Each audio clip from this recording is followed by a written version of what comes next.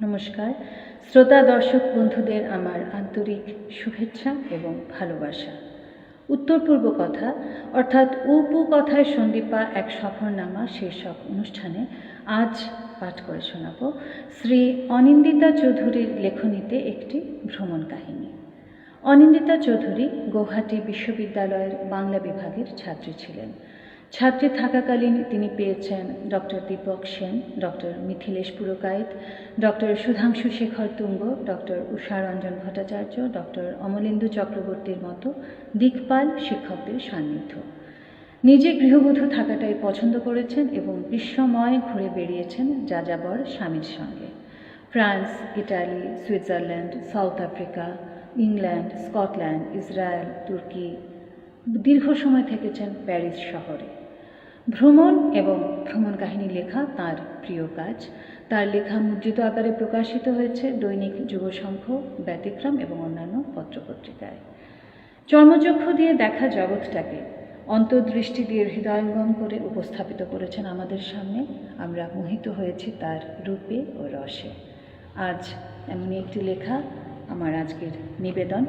পাঠ করে শোনাচ্ছি শ্রী অনিন্দিতা চৌধুরীর লেখনীতে একটি অবিস্মরণীয় সফর। শরণাতীত কাল থেকে বিবিধের মাঝে মিলনের বৈশিষ্ট্য নিয়ে এগিয়ে চলেছে আমাদের দেশ। এই দেশের মধ্যেই যে আবার এক টুকরো বিদেশ তার রূপ, ধর্ম, আচার, সংস্কৃতির স্বকীয়তা নিয়ে দিব্যি জিয়ে রয়েছে, প্রান্তিক রাজ্য অরুণাচলে না গেলে তা হয়তো আমাদের জানা হতো না। কিছুকাল আগেও নিষিদ্ধ দেশের তকমা এঁটে সারা পৃথিবী থেকে নিজেদের দূরে সরিয়ে রেখেছিল আমাদের প্রতিবেশী দেশ তিব্বত। শেষ পর্যন্ত অপর প্রতিবেশী চীনের আধিপত্য স্বীকার না করলেও সহ্য করতে বাধ্য হয়েছে। তা সত্ত্বেও ভারতের দিকে কিন্তু একটা জানালা খোলা রেখেছে তিব্বত। সেই জানালার ফাঁক দিয়েই আমাদের দিরাং, বমডিলা, তাওয়াং দর্শন আর তিব্বত অবধি মানস ভ্রমণ। নির্দিষ্ট দিনে সকালবেলা গুয়াহাটি থেকে রওনা হওয়ার পর অসমের চিরপরিচিত সুপুরি গাছ ঘেরা গ্রাম, বাঁশঝাড়, ঘন জঙ্গলের মধ্য দিয়ে যেতে যেতে একসময় পথ রোধ করতে শুরু করলো সবুজ পাহাড়। কিন্তু পথ তো বাধা মানে না। এঁকে বেঁকে যেভাবে হোক গন্তব্যে পৌঁছে দেওয়াই পথের কাজ। কখনো একপাশে গভীর খাদ, কখনো পাহাড়ের ঢালে ছড়িয়ে ছিটিয়ে থাকা রোদ মাখা বাড়িঘর, তীর করে বয়ে যাওয়া নামবিহীন নদী, পিঠে বাঁশের ঝুড়িতে মুঠ বয়ে নিয়ে যাওয়া স্থানীয় মানুষজন, এরকম মন ভালো করা দৃশ্য দেখতে দেখতে এগিয়ে চলা। একসময় দিনের আলো ফুরিয়ে এলো। রাতের ঠিকানা আমাদের দিরাং শহরের একটা রিসর্টে ঠিক করা ছিল। পরের দিন জানালা খুলে সূর্যের সোনালি আলোর আঁচল বিছানো দিরাং শহরের অপরূপ দৃশ্য দেখে নিজেকে নিজে প্রশ্ন করলাম, জীবনে এত জায়গায় ঘুরেছি অথচ পাশের রাজ্যের এমন নয়নাভিরাম শোভা দেখতে এত দেরি হলো কেন? রিসর্টের পাশে ধাপে ধাপে নেমে যাওয়া সাজানো গোছানো বাগানটা গিয়ে মিলেছে কামেং নদীর পাড়ে। এই কামেং নদীতে পা ডুবিয়ে বসে পাহাড়ের মাথায় মেঘের খেলা দেখতে দেখতে একটা গোটা দিন সহজেই পার করে দেওয়া যায়। অদূরে উঁচু উঁচু সবুজ পর্বত ঘেরা শান্ত শহরটা যেন কখনো ব্যস্ত হতে, হইহট্টগোল করতে শেখেইনি। নদীর ধার ঘেঁষে যত্রতত্র কমলা, কিউই গাছ। অরুণাচলের এই অঞ্চলে মনপা, মিজি, আকা, বুগন, সেরডুকপান ইত্যাদি জনজাতির বাস। ওদের অন্যতম জীবিকা খচ্চর, চমড়িগাই, ভেড়া ইত্যাদি পশুপালন। সেজন্য এখানে চমড়িগাই গবেষণাগার ও প্রজনন কেন্দ্র রয়েছে। সবুজের প্রেক্ষাপটে সাদা, লাল আর সোনালি রঙের বৌদ্ধ মনস্ট্রিটা দেখে চোখ জুড়িয়ে যাচ্ছিল। 3 দিকে ঘন সবুজ পাহাড়ের মাঝখানে কোলাহলহীন, নাম না জানা বিভিন্ন ধরনের ফুল, অর্কিড দিয়ে সাজানো বাগানের মাঝখানে মাথা উঁচু করে আছে এই মনস্ট্রি। মূল প্রার্থনা ভবনের মাঝখানে ভগবান বুদ্ধের ধ্যানী মূর্তি, তার পদতলে সুন্দরী দিরাং নতজানু হয়ে বসে আছে। এখান থেকে সেলা পাস, যশবন্তগড় হয়ে তাওয়াংয়ের যাত্রা শুরু। সেলা পাসের উচ্চতায় পৌঁছানোর অনেক আগেই বহুবর্ণী প্রকৃতি রং হারাতে শুরু করেছিল। তারপর শুরু হলো ঝিরিঝিরি তুষারপাত। রাস্তায় যানবাহন বলতে শুধু 2-1টা সেনাবাহিনীর ট্রাকের যাতায়াত। সেলা পাসে পৌঁছে দেখি আদিগন্ত শুধু সাদা রং। আকাশ, পাহাড়, বন, জঙ্গল সবই সাদা রঙে মিলিয়ে মিশে একাকার। কোথাও কোনো তফাৎ খুঁজে পাওয়া যাচ্ছে না।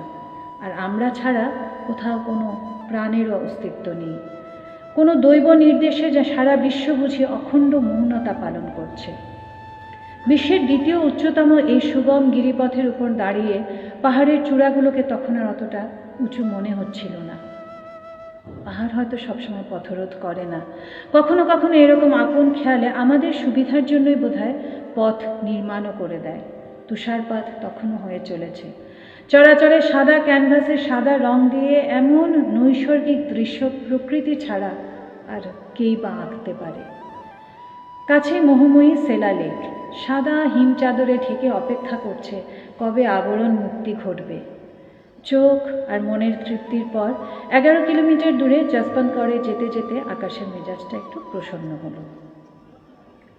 জনজাতি অধ্যুষিত এই অঞ্চলগুলো সিমলা চুক্তির আগে তিব্বতের আওতায় ছিল, কাজে এখানে সাংলা, লিসু, তিব্বতী ভাষার প্রভাব সর্বত্র। এমনকি সাইনবোর্ডেও তিব্বতী লিপির ব্যবহার চোখে পড়ে। তাই জসবন্তগড় নামটা প্রথমত কানে কেমন যেন বেসুরো ঠেকছিল। আসলে সেলা জসবন্তের মাঝখানে একটা যোগসূত্র রয়েছে। সেলা একটি স্থানীয় মেয়ের নাম, আর উত্তরাখণ্ডের পাউরিতে জন্মগ্রহণ করা ভারতীয় সেনাবাহিনীর এক সৈনিক ছিলেন জসবন্ত সিং রাওয়াত। তাদের দুজনের মধ্যে গড়ে ওঠা প্রেম কাহিনী এখন প্রায় কিংবদন্তির পর্যায়ে পৌঁছে গেছে। এই প্রেম একাধারে এক বীর সৈনিকের দেশের প্রতি, আবার সেই সৈনিকের প্রতি তার প্রেমিকার নিঃস্বার্থ ও একনিষ্ঠতার উদাহরণ। কাহিনীর সময়কাল 1962 সন। সে সময় পশ্চিম অরুণাচলে সীমান্ত রক্ষার দায়িত্বে রয়েছে গাড়োয়াল রেজিমেন্ট। এই রেজিমেন্টেরই প্রাণ প্রাচুর্যে ভরপুর হাসি খুশি 21 বছর বয়সী রাইফেলম্যান জসবন্ত সিং রাওয়াত। দিন কাটছিল সেনা ছাউনিতে নির্দিষ্ট নিয়মকানুনের মধ্যে। কাছে এক গ্রামে বাস করত সেলা ও নুরা নামে দুই বোন, বয়সে কিশোরী। সেনা ছাউনির পাশ দিয়ে পাহাড়ি হাঁটা পথে জল আনতে যেতে হতো সেলা ও নুরাকে। সেই একই পথে ক্যাম্প থেকে পোস্টে যাতায়াত করতে হতো জসবন্ত সিংকে। নিজের পরিবার পরিজন ছেড়ে সুদূর তাওয়াংয়ের জনহীন প্রান্তরে যুবা সৈনিকের এরকম সুন্দরী অপাপবৃদ্ধা কিশোরীদের দেখে হৃদয় দুর্বল্য দেখা দেওয়া মোটেই অস্বাভাবিক নয়। সেলার পক্ষেও হয়তো নিস্তরঙ্গ জীবনে এরকম সুঠাম সুদর্শন যুবকের প্রতি আকৃষ্ট হওয়াই ছিল নিয়তির লিখন। সেলা একদিন পছন্দের পুরুষকে বিয়ে করে ঘর বাঁধার স্বপ্ন দেখতে শুরু করেছিল। আপাত শান্ত রোমান্টিক তাওয়াংয়ের পরিবেশ হঠাৎ একদিন অশান্ত হয়ে উঠতে শুরু করলো। খবর এলো সীমান্ত অতিক্রম করে চীনা সৈন্য দুর্বল ভারতীয় প্রতিরোধ ভেদ করে অরুণাচলের ভূখণ্ড দখল করে নিতে শুরু করেছে। বেগতিক দেখে দিল্লি থেকে সৈন্যদের ক্যাম্প ছেড়ে পাততাড়ি গোটানোর নির্দেশ দেওয়া হলো। দেশের এইরকম সংকটপূর্ণ ও অপমানজনক পরিস্থিতিতে দেশপ্রেমে উদ্বুদ্ধ জসবন্ত সিং হার মানতে পারলেন না। কর্তৃপক্ষের নির্দেশ অমান্য করে তিনি রয়ে গেলেন মাতৃভূমি রক্ষা করার দায়িত্ব পালন করতে। একজন প্রকৃত মহান সেনা হিসাবে অদ্ভুত বুদ্ধি ও শৌর্যের পরিচয় দিয়ে এমনভাবে এক একটা বাংকার থেকে গুলি বর্ষণ করতে লাগলেন যে শত্রু সৈন্যরা ভাবল সেখানে প্রচুর ভারতীয় সৈন্য যথেষ্ট পরিমাণে অস্ত্রশস্ত্র সমেত লুকিয়ে রয়েছে। এভাবে 72 ঘন্টা ধরে তিনি প্রায় 300 শত্রু সেনাকে রুখে দিতে সক্ষম হয়েছিলেন। এই অসীম সাহসিকতা ও ঝুঁকিপূর্ণ লড়াইয়ে কিন্তু নিঃস্বার্থ এবং দৃঢ় চিত্তে সাহায্য করেছিল তার প্রেমিকা সেলা ও তার বোন নুরা। কার্তুজ ফুরিয়ে যাওয়া, মেশিন গানকে আবার ব্যবহারযোগ্য করা, গ্রেনেড, মর্টার ইত্যাদি হাতের নাগালে এনে দেওয়া, শত্রু বাহিনীর গতিবিধির উপর নজরদারি করা এবং সর্বোপরি জসবন্ত সিংয়ের খাদ্য ও পানীয় জলের ব্যবস্থা করা, সব কিছুই এই দুই কিশোরী নির্ভীকভাবে করে গিয়েছিল। পরে অবশ্য জনৈক বিশ্বাসঘাতক গ্রামবাসীর মারফত চীনা শিবিরে আসল খবরটা পৌঁছে গেল। জসবন্ত সিং শেষ পর্যন্ত লড়াই চালিয়ে 17 নভেম্বর এই অসম যুদ্ধে শহীদ হন। এই যন্ত্রণা সহ্য করতে না পেরে সেলা পাহাড়ের চূড়া থেকে ঝাঁপ দিয়ে আত্মহত্যা করে। নুরা শত্রু সৈন্যর হাতে ধরা পড়ে যায়। সেলা পাস, সেলা লেক আর নুরানাং ফলসের নামকরণের মধ্য দিয়ে প্রকৃতির সন্তান সেলা ও নুরা যেন প্রকৃতির মধ্যেই মিলেমিশে তাঁদের অব্যক্ত প্রেম কাহিনী, আত্মবলিদানের কাহিনী শুনিয়ে যাবে অনন্তকাল। চীন ভারত যুদ্ধের লজ্জাজনক সামরিক ইতিহাসে জসবন্ত সিংয়ের এই একমাত্র বীর গাঁথাকে জীবন্ত রাখতে মন্দিরের ধাঁচে একটা মেমোরিয়াল তৈরি হয়েছে। প্রবেশপথে স্থাপিত তার ব্রোঞ্জের মূর্তিটা দেখে মনে হলো এ অমর সৈনিকের সতর্ক দৃষ্টি যেন বহু দূরে নিবদ্ধ। এই দৃষ্টি এড়িয়ে কারো হিম্মত হবে না কোনো দেশ বিরোধী কাজ করতে। জসবন্তগড় থেকে প্রায় 25 কিলোমিটার দূরে তাওয়াং। পৌঁছতে প্রায় বিকেল হয়ে গেল। 11,000 ফিট উচ্চতায় পৌঁছে পরিবেশের সঙ্গে মানিয়ে নেওয়ার জন্য আমাদের তখন পূর্ণ বিশ্রাম দরকার। ওদিকে অরুণ দেবতা বিদায় নিতেই বাইরে বরুণ দেবতার দাপট শুরু হয়েছে।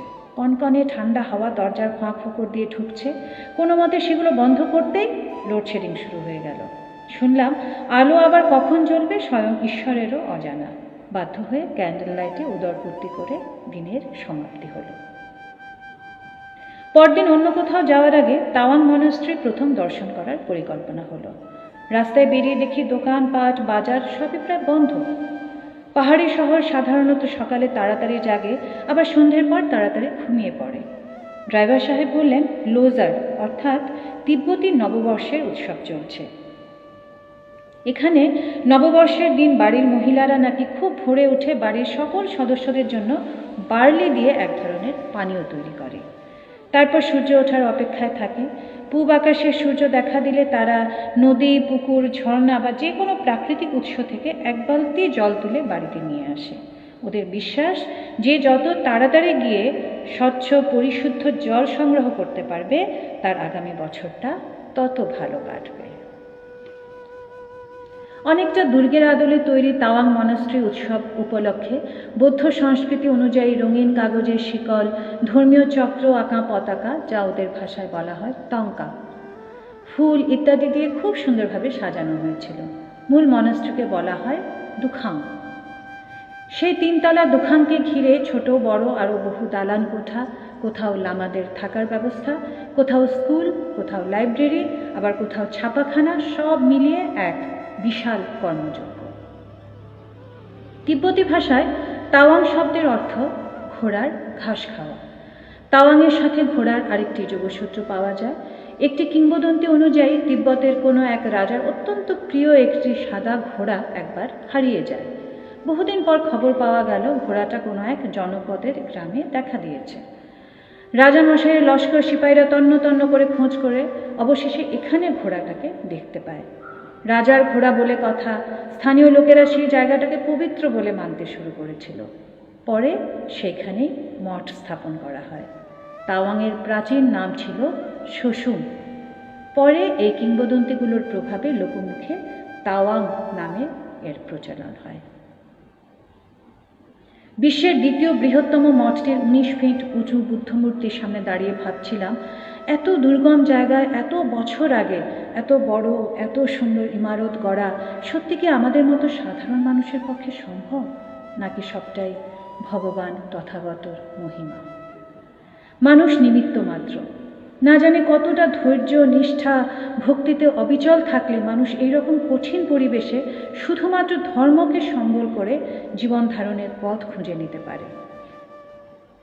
তিব্বত থেকে বুমলা পাস হয়ে 14তম দলাই লামা তাওয়াং এসেছিলেন যেদিকে, সেদিকে যেতে যেতে দেখি হিমালয় যেন আপন খেয়ালে মুহুর্মুহু নিজের রূপ বদলাতে আরম্ভ করেছে। কখনো নিরাভরণ, কখনো ঘন সবুজে আচ্ছাদিত, কখনো বা আবার বরফ বিভূষিত। কে জানে কত শতাব্দীর অস্ত উদয়, কত সভ্যতার সৃষ্টি প্রলয় দেখে এসেছে। হয়তো এভাবেই সাক্ষী থাকবে অনাগত দিনেও। এই গিরিপথ পার হয়ে এসেছিল চীনা সেনানী, আবার ফিরেও গিয়েছিল। সেই অর্থে বুমলা পাসের একটা ঐতিহাসিক মূল্য রয়েছে।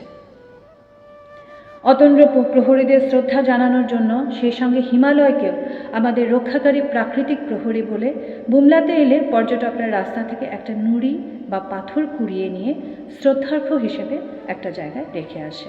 এভাবে ওখানে পাথরের একটা বেশ বড় স্তূপ তৈরি হয়েছে। প্রথা জেনে আমরাও তাই করলাম। অতঃপর বিদায় নেওয়ার পালা। ঠান্ডা বাড়ছিল, পাল্লা দিয়ে বাড়ছিল হাওয়া, সম্ভবত তুষার ঝড়ের পূর্বাভাস। আবার একই পথে ফিরে আসা। তাওয়াং শহর থেকে খানিকটা দূরে ছোট্ট আরেকটা বৌদ্ধ মঠ দেখা হলো, নাম ওরজেলিং বৌদ্ধ মঠ।